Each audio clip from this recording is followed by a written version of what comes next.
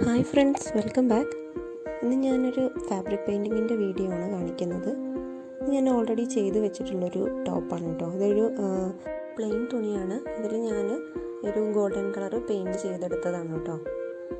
ഇത് ഞാൻ 3 പീസായിട്ട് കട്ട് ചെയ്ത് നടുവിൽ വരുന്ന ഒരു പീസിൽ മാത്രം പെയിൻറ്റ് ചെയ്തിട്ട് അതിനുശേഷം എല്ലാം കൂടെ ചേർത്ത് തയ്ച്ചെടുത്തതാണ്. ഇതിന് വേണ്ടിയിട്ട് നമുക്ക് ആദ്യം ഫാബ്രിക് പെയിൻറ്റ് വേണം.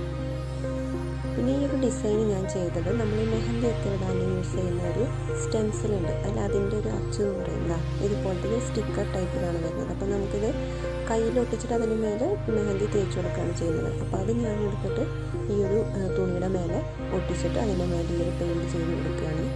അപ്പോൾ അതിന് വേണ്ടിയിട്ട് ഒരു ബ്രഷും വേണം. അപ്പോൾ നേരത്തെ കാണിച്ച കുർത്തയുടെ വീഡിയോ ഞാൻ എടുത്തിട്ടില്ല. അപ്പോൾ ഈ ഒരു തുണി ചെയ്ത് കാണിക്കും. അപ്പോൾ അതിന് വേണ്ടിയിട്ട് ഈ ചെയ്യുന്ന തുണിയുടെ അടിയിലായിട്ട് നമ്മൾ പഴയ ഒരു തുണിയോ അല്ല പേപ്പർ എന്തെങ്കിലും വെക്കണം. ഇനി ഈ ഒരു സ്റ്റിക്കർ നമുക്ക് ആവശ്യമായ ഡിസൈനുള്ള സ്റ്റിക്കർ എടുത്തിട്ട് തുണിയിൽ ഒട്ടിച്ചു കൊടുക്കുക. ഈ ഒരു സ്റ്റിക്കർ നമുക്ക് ഫാൻസി ഷോപ്പിൽ അതുപോലെ തന്നെ തയ്യൽ മെറ്റീരിയൽസൊക്കെ വിൽക്കുന്ന ഷോപ്പിലൊക്കെ വാങ്ങാനായിട്ട് പറ്റും. ഇതുപോലെ നന്നായിട്ട് ഒട്ടിച്ചു കൊടുത്തിട്ട് അതിൻ്റെ മേലെ നമ്മൾ ഏത് കളറാണോ ചെയ്യാൻ ഉദ്ദേശിക്കുന്നത് അതൊന്ന് നന്നായിട്ട് തേച്ച് കൊടുക്കുക. അപ്പോൾ ആ ഡിസൈനിൻ്റെ എല്ലാ ഭാഗത്തും ഒരേപോലെ വരാനായിട്ട് ശ്രദ്ധിക്കണം പെയിൻറ്റ്.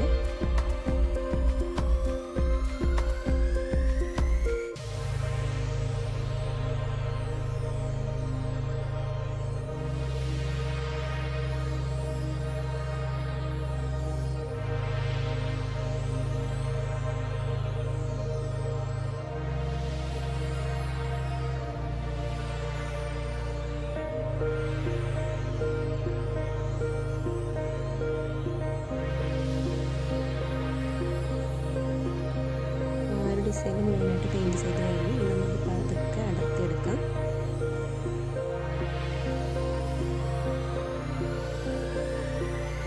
അതിലേക്ക് നമുക്ക് നല്ല ഭംഗിയുള്ളൊരു ഡിസൈൻ കിട്ടിയിട്ടുണ്ട്. അതുപോലെ തന്നെ നമുക്ക് ആവശ്യമുള്ള സ്ഥലത്തൊക്കെ ഈ ഒരു സ്റ്റിക്കർ വെച്ചിട്ട് ചെയ്തെടുക്കാം കേട്ടോ.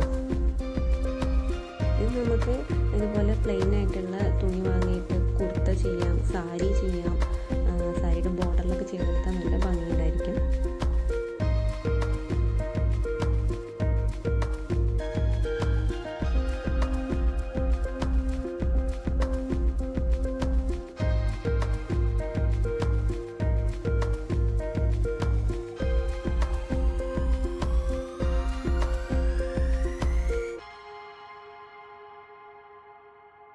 പിന്നെ നമുക്കിത് പെട്ടെന്ന് യൂസ് ചെയ്യാൻ കഴിയില്ല. ഇത് ചെയ്ത് കഴിഞ്ഞ് നന്നായി ഉണങ്ങിയതിന് ശേഷം മാത്രമാണ് നമുക്ക് തയ്ക്കാനുണ്ടെങ്കിൽ തയ്ക്കാനും ഒക്കെ ചെയ്യുന്നത്.